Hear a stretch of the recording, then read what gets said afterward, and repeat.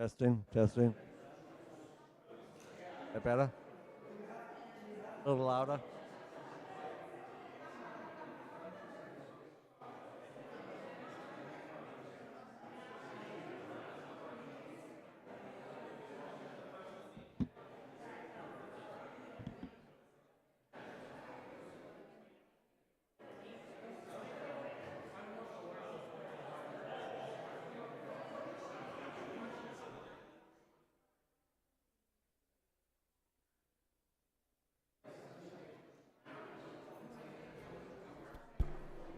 Testing.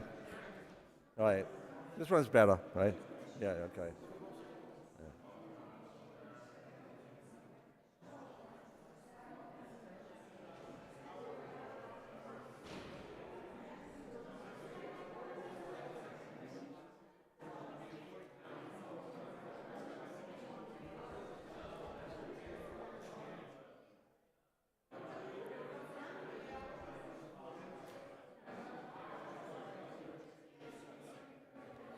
Are we all set, Pedro? Okay. All right, good. Thank you.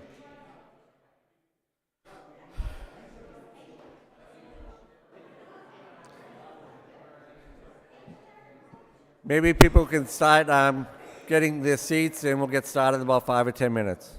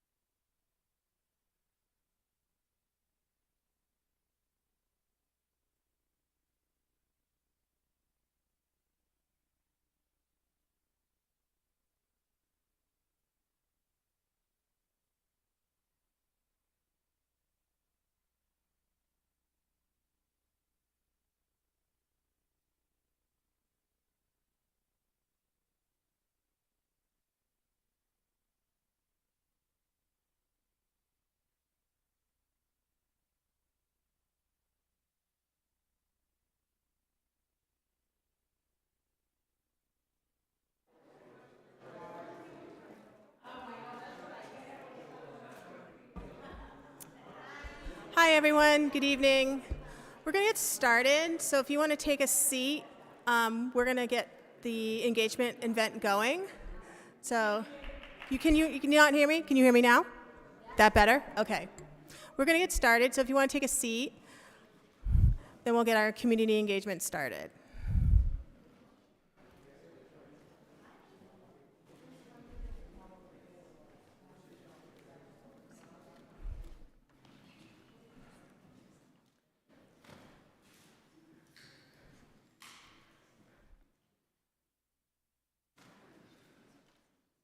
So thanks everyone for attending tonight. My name is Michelle Capano. I'm chair of Nahant's Housing Production Plan Subcommittee.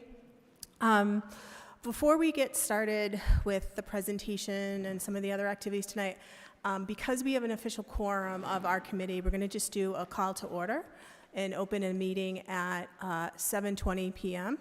And present tonight are Michael Raworth from the Zoning Board, vice chair of our committee, Mark Carlinen from the Board of Selectmen, recording secretary, Lynn Spencer from the CPC committee, Patrick O'Reilly from the Planning Board, David Wilson from the Nahant Housing Authority, Patty Karras from the School Committee, Jim Walsh, and myself, Michelle Capano. So thank you to my committee that's here tonight. So I just wanted to briefly introduce a little bit about the committee. I know many people have seen articles in the newspaper, information on social media. We've created a webpage on nahant.org, but I wanted to make sure, as part of this whole new activity that we're doing, bringing the community together and really just bringing something new to the community around housing, affordable housing, and people not realizing that we do have a need here in our community. There are two missions here. Part of this committee is one, to develop an affordable housing plan that we can present to the town. And the second is a plan around MBTA 3A zoning. And we'll talk more about that later on. But I wanted to make sure people understood, this committee came together last fall. We've had a few meetings. We've been working with our our partners from the Metropolitan Area Planning Council. They're here tonight, John Cruz and Christian Brandt. And John's going to be walking us through some great information about the housing needs assessment and about affordable housing. So I feel it's going to be a great topic for everyone to listen to.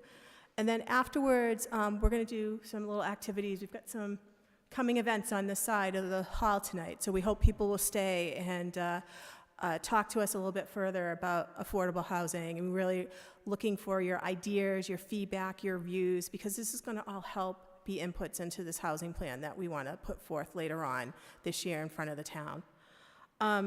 Next, I wanted to introduce Mark Cullinan from the Board of Selectmen for just a couple of quick remarks. Thank you, Michelle, and thank you, everybody, for coming out tonight to listen to this very important subject. Affordable housing is an issue. A lot of people in Nahant may not realize that. It affects a lot of people. It affects a lot of the young people who perhaps even grew up in Nahant. Can't move back to Nahant because they can't afford it. It affects a lot of the seniors who living perhaps in larger houses. They can't maintain it. They don't want to leave Nahant and could use affordable housing. And it affects a lot of people in the middle who are perhaps struggling financially to stay in their home. So I think it affects a lot more people than most of us realize. I think some of the statistics we're going to see tonight that shocked me was that 40% of the current residents in the town would qualify under the affordability guidelines. 40% of us would qualify. So it affects everybody. We don't have the answers here tonight. This is the first of a couple of engagements we're going through. We want to start getting people think about affordable housing, and then sort of your ideas and those sorts of things. So with that, hopefully you'll enjoy the presentation tonight, and I think Tony, our town administrator, wants to say a few words.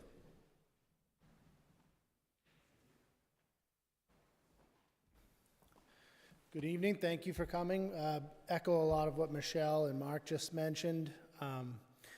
We The selectmen, when we go through our budget process, when we're looking at different issues in the town, affordability is always one of the key words in those conversations. And that, we know electricity costs are high, we know that taxes are high, we know water and sewer and trash rates are increasing, on an annual basis, and we look at our, other fees that we have in our community, and we're constantly trying to keep those numbers down because, even though they're all different types of fees, they're all coming out of you, the residents, your wallet, your pocket, right? So we try to we keep that on our mind constantly, and this is another piece of that. As Mark mentioned, I think there's going to be a lot of data and statistics that you're going to hear tonight that are going to be eye-opening.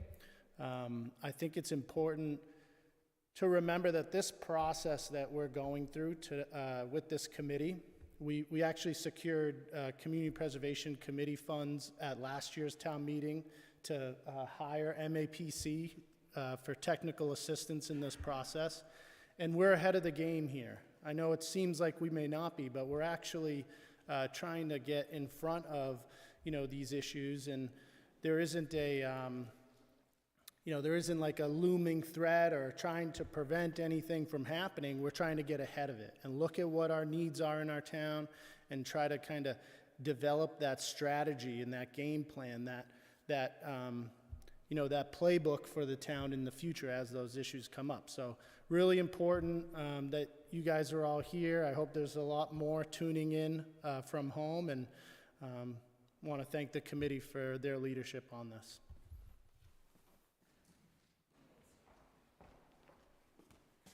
Thank you. So then next I want to introduce John Cruz, Senior Housing and Land Use Planner from Metropolitan Area Planning Council, who's going to walk us through a presentation tonight about affordable housing. So thanks, John.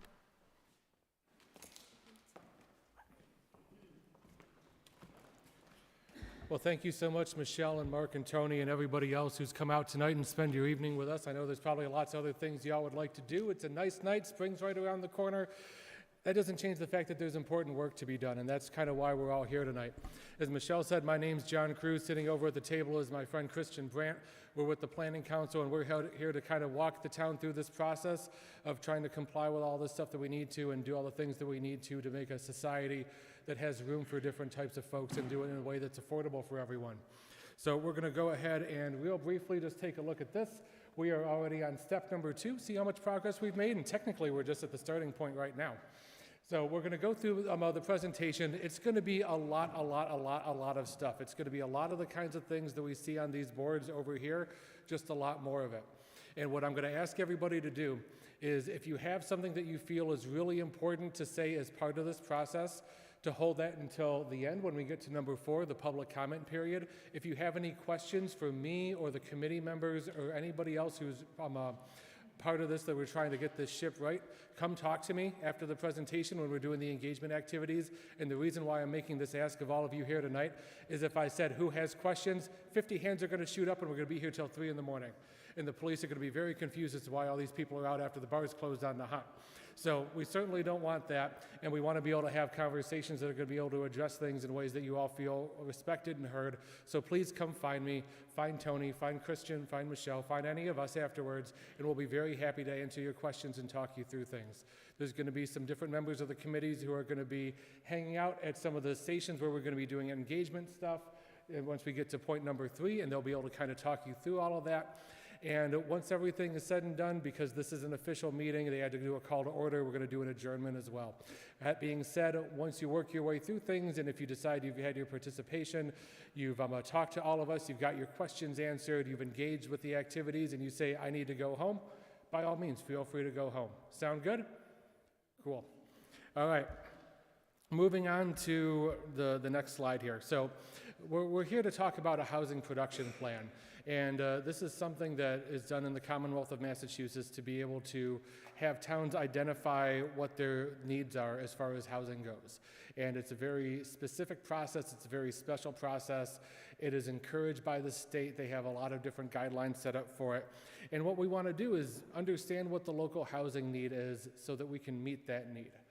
We need to be able to do it in a way that provides both the quantitative data, a lot of the stuff on the boards, the things that we get from various sources that are hard numbers, with the qualitative data. And a lot of that's going to come from you all tonight as you give us your feedback, you tell us what you see from your front porch, you see what's going on with the conversations with your friends and neighbors, the kinds of stuff that we aren't going to be able to just pull from a data source. We need to have this two-way communication so that we're not just talking at you, we want to have this dialogue. We want to make sure that everything is moving forward together. So we want to be able to figure out this local housing need and how to meet it. We want to be able to influence development before it knocks on the door and some guy says, I want to build some big thing. It's a lot easier to say no if you have a legal document that's been approved by the state that you can say, no, that's not how we do things here. And if you want to come back and do one of the things that we would like, we're happy to talk to you. We want to be able to make sure that the town is in compliance with what are called chapters 40B and 3A, section 3A, to get to 10% of the guidelines, 10% of the housing stock to be affordable, to comply with the guidelines, and we want to be able to have all this sort of eligibility for all the grant programs that are going to happen. Because as you all know, y'all pay taxes, nobody's taxes are going down, and we want to make sure that whatever money people in Nahant are putting into these state pots of money to be able to fund local programs, they're able to get that money back in their communities. So that's what we want to see happen, and that's what we want to see be part of this process. And I'm going to be real honest with everybody here. I am a very firm believer that anything that is done for somebody, but not with somebody, is done to somebody. And it is not my intent to do anything to anybody in this room, to anybody in Nahant, to anybody throughout the Commonwealth, New England, whatever it is. We want to move forward together. And so thank you all again for being here and being part of this process. And I hope that we can feel as though we're moving together throughout this. That being said, there's going to be a huge wall of stuff coming up. I'm going to try to do my best to talk through it in a calm way. If it gets ahead of what's going on, just come find me afterwards and we'll talk through it and I can tell you what I meant. Moving on, we have a couple different elements of this housing production plan.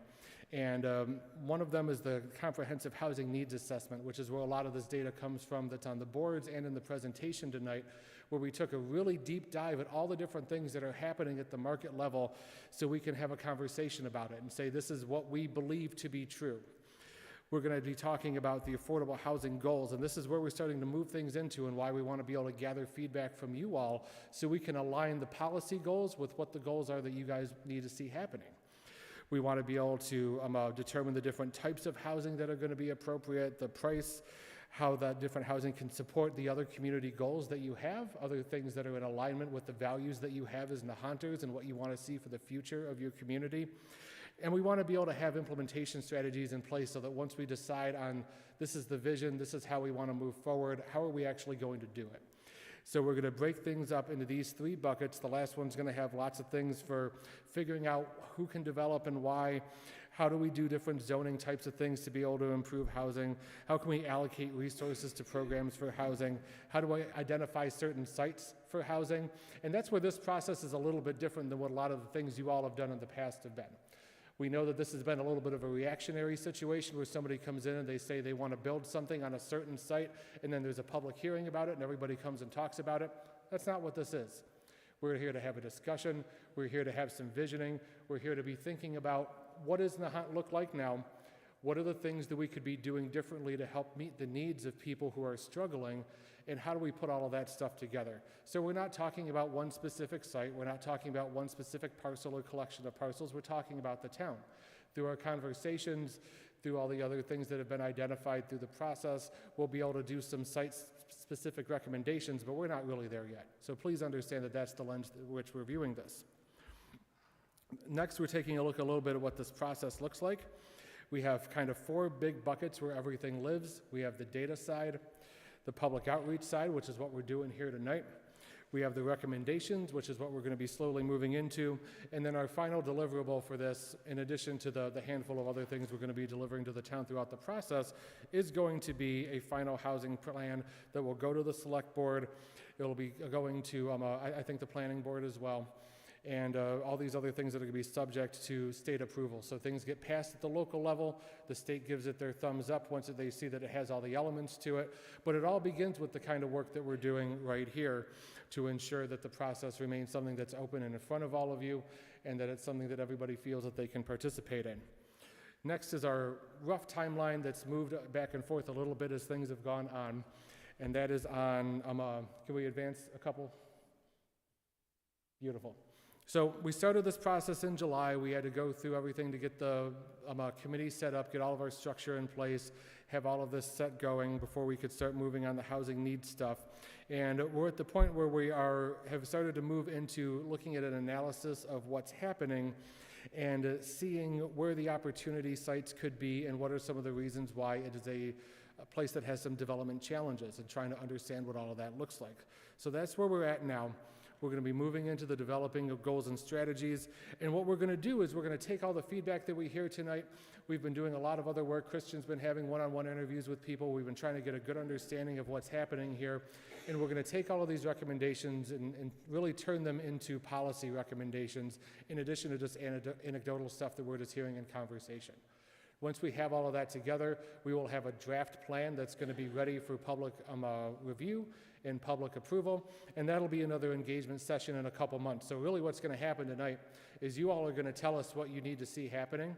We're going to do our best to turn that into some sort of realistic policy platforms and execution to how to actually get it done, and we're going to come back to you all in a couple months and say, did we get this right? And if not, what do we need to fix? So this is the feedback loop of the back and forth that we're trying to do to make sure we're moving through this process together. And then once we have all that set, then we go to the select board hearings and the submittal process to the state and all that sort of thing. And the idea is that this would be finished up completely sometime in early fall. At the same time that this is happening, it's been mentioned a handful of times throughout the evening. If you've been following our committee meetings, either live or on recordings, you know that there's been some discussion about the MBTA zoning, which is also called 3A zoning. That's not going to be the focus of what we're doing tonight. What I wanted to let everybody know is that that is a companion piece to what we're doing here. They're both housing-related things. MAPC is working on both of these projects. We realized throughout this process, as the state amended their guidelines and amended their timelines, that it made a lot more sense to be able to put ourselves in a position to have that 3A zoning come up and have our work extend right into town meeting of next year. So we're just now getting started on that work. It's not represented in this timeline yet. We will have other meetings very similar to this, where we'll have that timeline come up and we'll be talking about exactly what that project looks like.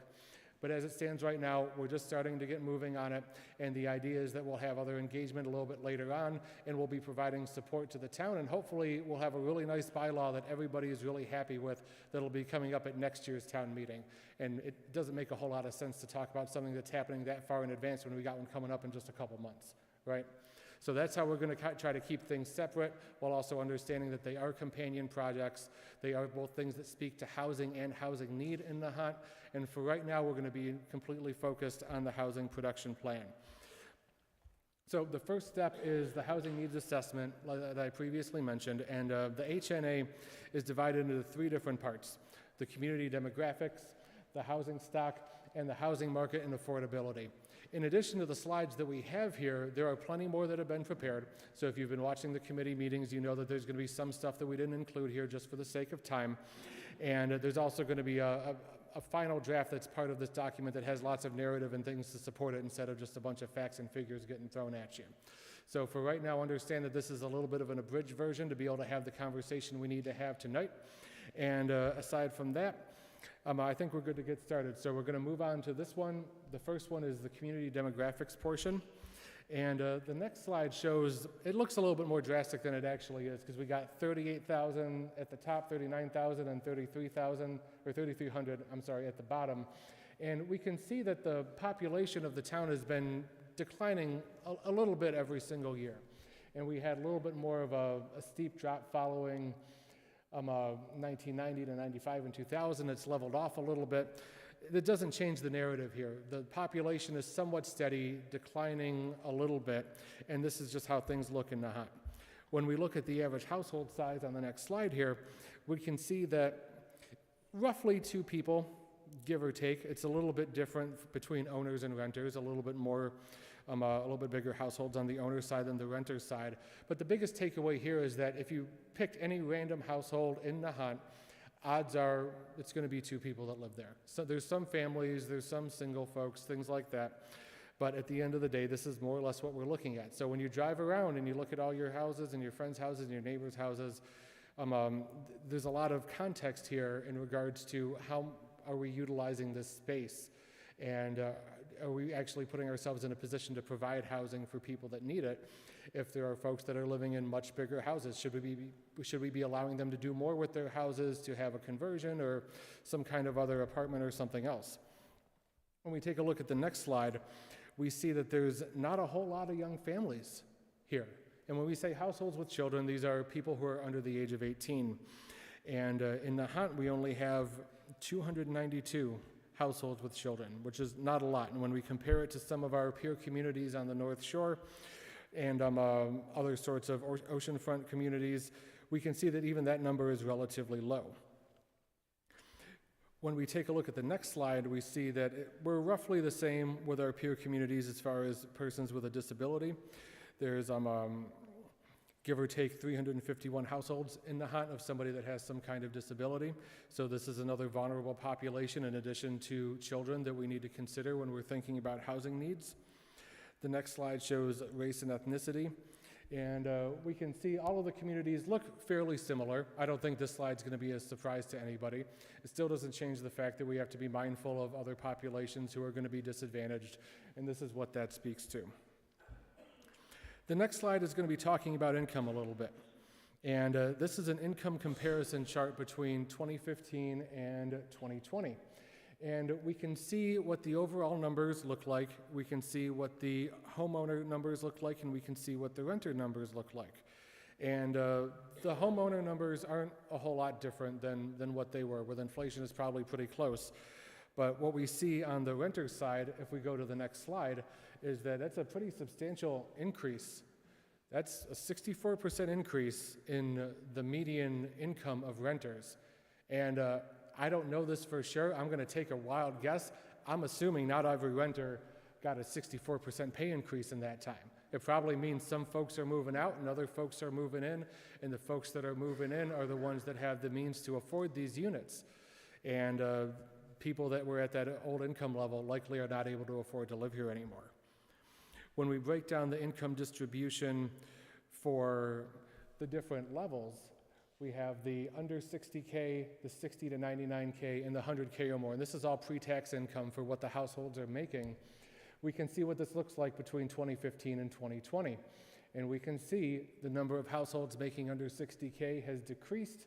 The number of median income and high income housing has grown. So what we're watching is slowly in real time, because community change happens slowly in real time, is that more and more disadvantaged communities, communities that are working class, middle class folks that maybe would have been able to afford to buy here 30 or 40 years ago are likely not even going to be able to afford to live here. And I don't know how many people have ever heard this anecdote. Anybody know when the best time to buy a house is? It's always the same, 5 years ago, always. And this is an example of entirely what that looks like, because that's how quickly the market can change. Lots of stuff happens that we're not even going to know about. COVID and miscellaneous things that are going to happen. Sometimes your town might end up on, Boston Magazine's hottest places to live, then all of a sudden the rents go like this, and everyone says, what in the world happened? Who are all these people? We don't know what's going to happen. That's why we have to be proactive in our approach, understanding how the data has changed, understanding how the community has changed, and get a good handle on what we need to do to address this from a housing standpoint. So with that in mind, we're going to take a look at the housing stock next, and this is the second part of the housing needs assessment. The first thing we're going to take a look at is the owner versus renter occupied housing units, and this community, give or take, 3/4 homeowners. I don't think that's going to be a surprise to anybody who's here. So we have a handful of units, 15% that are going to be renter occupied, and then 8% that are vacant for whatever reason they're vacant. They could be seasonal homes without a permanent address. They could be something that's being rehabbed. They could have something else that's going on. For whatever reason, they were considered vacant by the Census Bureau, and that's just the way that, that they collect that data. When we look at the houses themselves, on the next slide, I should say homes, not houses, really similar numbers between the single family and the home ownership. So it's probably very close to 1-to-1 when we were looking at 77% on the previous slide and 73% here. So 73% of all households, or all housings in Nahant are single family. And everything else is divided up by the rest. And we can see that there's only 3% units are in buildings with 20 or more, 6% with 10 to 19 units, and then everything else we have 17% or fewer than 10 units, give or take 12% for 2 to 4 unit buildings. So small duplexes, small conversions, things like that. It doesn't change the fact that overwhelmingly it's a single family community, and I think all of you know that. This shouldn't be anything new, and I think it's going to be a lot of reinforcing probably what you already knew and just putting some hard numbers to it. The next slide is a bit, and this compares Nahant again to our peer communities. What we see is that Nahant has not a whole lot of studio or one bedrooms. We're only looking at 334 units for that. The 2-bedroom units are particularly small. That's a very small percentage at 283. And then 3 bedrooms or more is that 870 households. So we have a situation where the average household only has 2 people, but likely has 3 or more bedrooms. And I know it's a great comfort to sometimes have a craft room or a guest room or a place where the grandkids can come stay.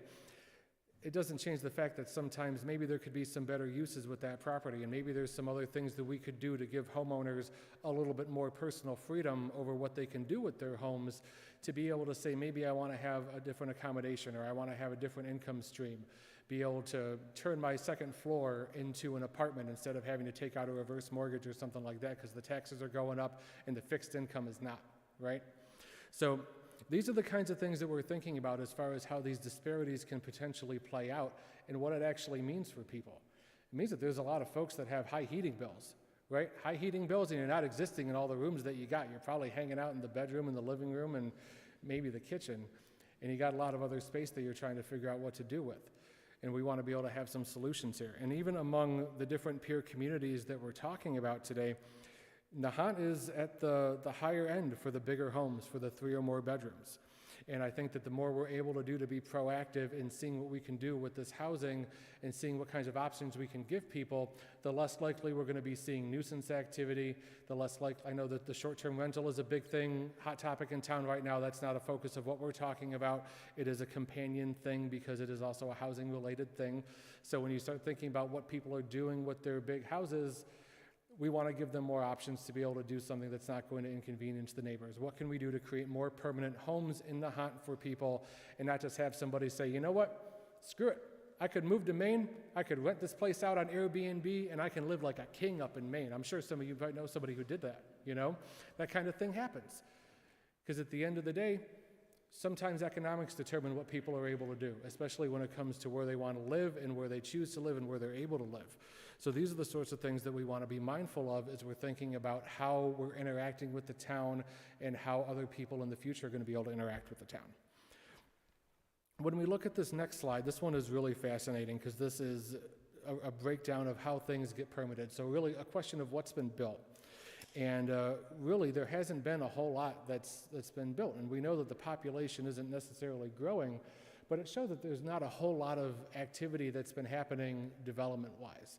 And so everything that's happening, everything that exists has been built for another time, perhaps a time when the household sizes were bigger, or where there was something else going on demographically where that fit was a little bit more, you could look at it and say, okay, that makes sense. That's a right-sized home for that right-sized family. And for what we have here, we understand that there just hasn't been a whole lot of new stuff being built. So how do we figure out how to put ourselves in a position where we can influence the market and influence development so that when somebody does come to Nahant and wants to build something, we can make sure that they're building something that makes sense? Because right now there hasn't been a whole lot of stuff happening. When we look at the next slide, we can see kind of how Nahant stacks up in terms of their median rent with all the other communities that are nearby. And we have our own source for this. We pull it from a consulting group, and they tell us exactly what's happening with the rental listings. So this should be somewhat up to date. It doesn't talk about the volume or anything like that, but I think you guys know that it's probably a little underrepresented. If you were to try to find a home in Nahant for rent today, be it an apartment, a house, whatever it is, $1,675 is probably a little bit on the low end, right? So we understand that this is how things look. We know that between the other communities, it all looks kind of the same. We know that sometimes the data is not the most accurate, but the idea is that, you know, this is something that would not have necessarily been so high even a few years ago. And as we watch the income of the people moving in go up, because the income has to go up to be able to hit that limit, to be able to say, I can move in here and be able to afford it, we know that these numbers are going to continue to climb. When we look at the sales numbers on the next slide here, I'll point out first that there's some gaps at the data at the bottom, and those are just years where there weren't any condo sales. So we have condo sales in blue, and we have home sales for single-family detached homes in orange. And again, best time to buy is always 5 years ago. And we had a lot of interesting market effects that have happened in the past couple years, but we can see things really started to take off in 2008, 2009. I'm sorry, 2018, 2019, even before all the COVID stuff happened that threw the markets out of whack. And on the next slide, we can see exactly what happened. The price of a single-family home in Nahant went up by 78%. 78%, folks. Almost $1 million. For a condo, almost $400,000. And I encourage all of you, when you go home tonight, tomorrow, sometime in the near future, go on Zillow. Go on any of these sorts of real estate websites and look at what the prices are and ask yourself, what it has that little zestimate for what the mortgage looks like, ask yourself if you could afford that. How much of your income would it be to afford that house? And then ask yourself, what would I do if I wasn't even able to be in the position that I am? What if I had a job that didn't pay as much? Or what if I had other obligations or more children or something else? How would you be able to fit into this community? Would you be able to make it work? Or are you thinking, you know, maybe this isn't going to work out. Maybe I need to find somewhere else to live. So it's a pretty drastic increase that's happened over the past couple years. And it's a pretty drastic increase that we don't know what the future looks like, but aside from anything really, really terrible happening, I don't think the market's going to go down, right? We're not looking at any kind of contamination or anything like that. The only thing that we're going to see that's going to cause things to level out is more opportunities for folks, more housing units, more opportunity, more things that are going to be affordable to ensure that they're able to find a place to live. The last bit that we're going to talk about is the housing market and affordability, and this is where it's going to get a little wonky, so please bear with me as I try to walk through all of this with you all. So we have this idea of what's affordable and what's not affordable, and of course there's a lot of subjectivity that goes into a lot of the stuff when what we think about what we would consider affordable versus our friends and things like that. There is kind of a standard definition that we look at that the Census Bureau uses, that the Department of Housing and Urban Development uses, and that we use in determining this. And a lot of times, if anybody has rented an apartment, especially recently, or rented a home, when they have all this stuff where they ask for income, what they will tell you is that your income needs to be 3 times as much as the rent. And that's pre-tax income. And what that does is it allows us to say, at that level, at 30%, once you are paying more than that much in your pre-tax income on rent, you're considered rent burdened. And this means that you have a cost burden where the rent is so high that you likely have to sacrifice something else in your life to be able to afford your housing. And that could be, maybe it's related to health care, maybe it's related to food, maybe it's related to, you know, I'm going to put off that car repair for a few months so I can save up and things like that. So we have a cost burden. And a home is cost burden if they're spending more than 30% of their pre-tax income on rent. If things are really severe, then they have a severe cost burden, which is where more than 50% of their pre-tax income is being spent on rent. And of course, that's pre-tax, right? So after Uncle Sam takes their cut, and after Beacon Hill takes their cut, you're still left with whatever that is. So even if you're at that 30% level, how much of your actual take-home paycheck is going to rent can still likely be 50% or more. And then you add in all the other stuff you have to do, right? Healthcare costs and transportation costs and things like that. So 30% is this number, and this is what we do when we determine whether or not a home is cost burdened or not. So we're going to talk next about what is considered affordable, and we have 2 different types of housing affordability that we're looking at. The first one is the lowercase a affordable housing, and this is anything that just exists as a result of market forces, where there's a bit of an equilibrium between the supply and demand and all this stuff. If we think way back a million years to high school economics class and say, okay, in order for things to have an equal place in the market where goods and services are being delivered and people can afford them, there has to be all these different things that happen. This can happen in lots of parts of the world, and it does happen in lots of parts of the world. The concern with this is, number one, of course, rent can go up anytime, right? Your lease comes up for renewal, and the property manager, the landlord, whoever says, hey, things are really hot, my taxes went up, so your rent's gonna go up 20, 30, 40, 50%. Not an easy thing for people to swallow. The other concern with that too is that I'm a big believer in living within your means and things like that. However, when we don't create enough housing at all different levels of income for folks to be able to choose from, it means that if I'm somebody who could afford to spend $2,000 a month on a house, and I'm living in a house that costs me $1,000 a month, somebody else who really cannot afford more than $1,000 a month now has nowhere to go.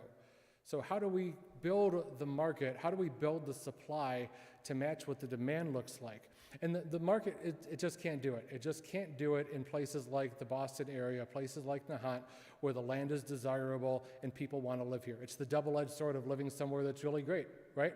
When you live somewhere that's great, one of the first places of the country that was colonized by settlers, people said, this is a great place and we're going to go back home to this whole other continent and bring everybody over here. And that spirit still happens. Lots of people are still moving to Massachusetts because it's a great place to live. And when that happens, the supply and demand is no longer there. And you end up in a situation where at the end of the day, the market is not able to meet the demands of what's going on. And this is simply a limit of capitalism. And if anybody in here has ever read Adam Smith was one of the founders of American capitalism.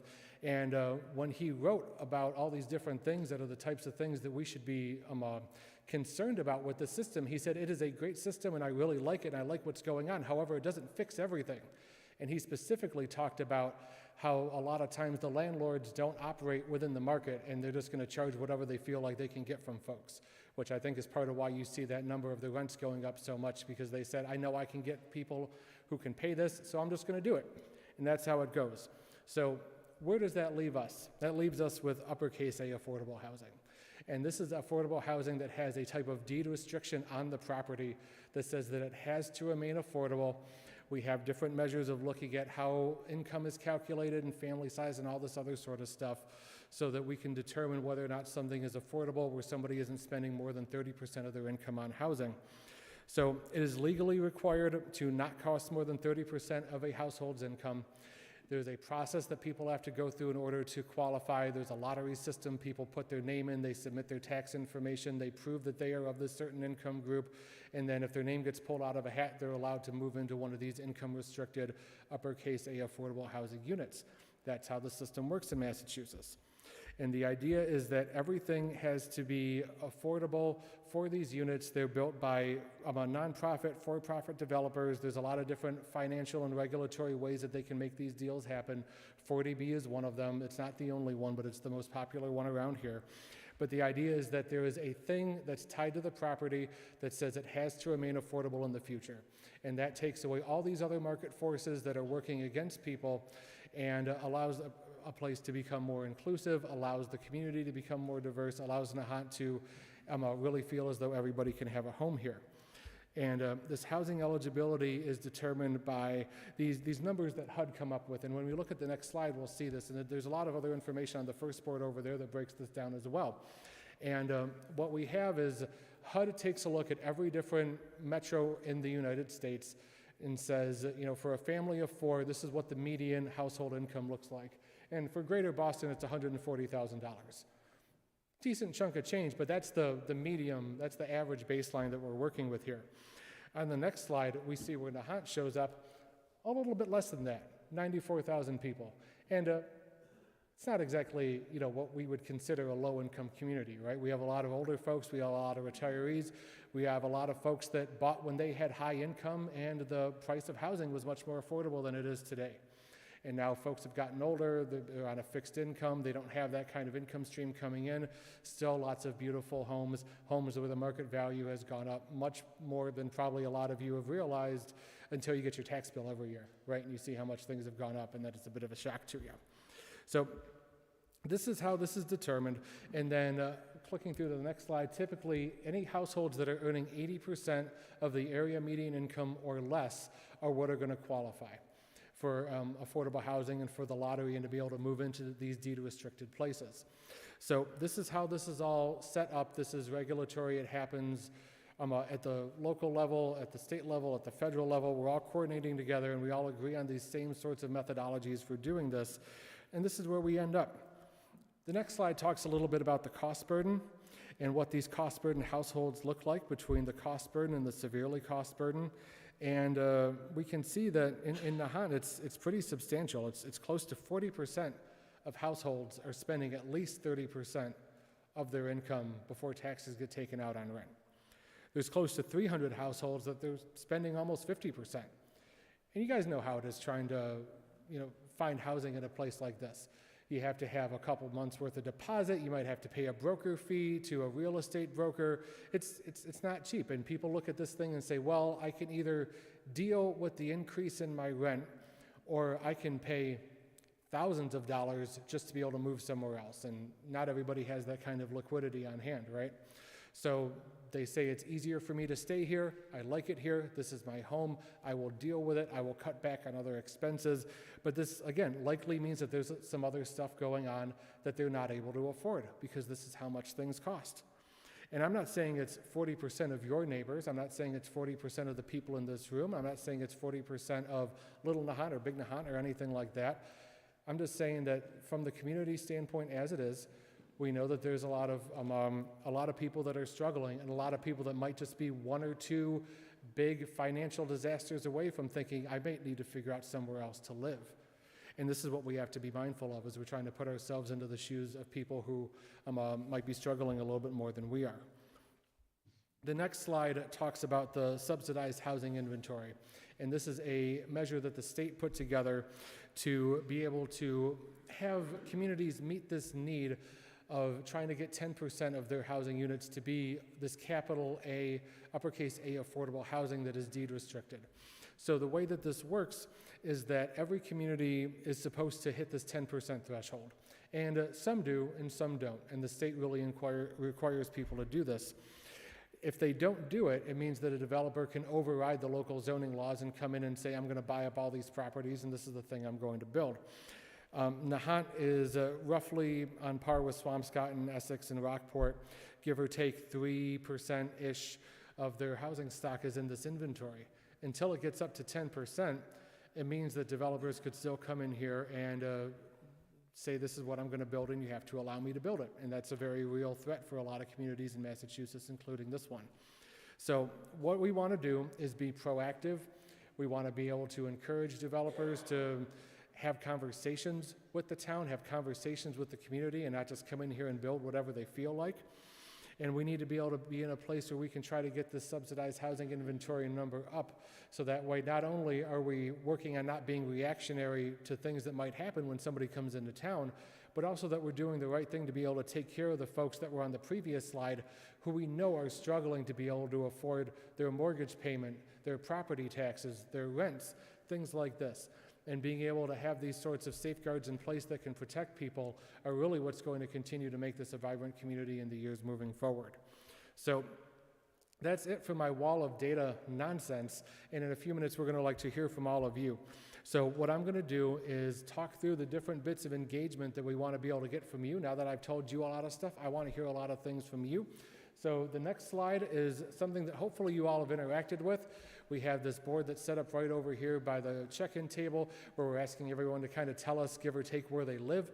We want to be able to see who we're reaching and how far in Nahant are we reaching, and do we need to do other outreach to other folks to be able to understand this. So if you haven't placed a pin on the map already, please do so. It doesn't have to be perfect. It doesn't have to be exact. It doesn't have to be right on your house. But if you could give us a good idea as far as where you live, that would be really helpful on our end for trying to determine if what we're doing is the right thing and who else we need to be talking to. The next board is a little bit more open-ended. And this is going to be right over here on this table.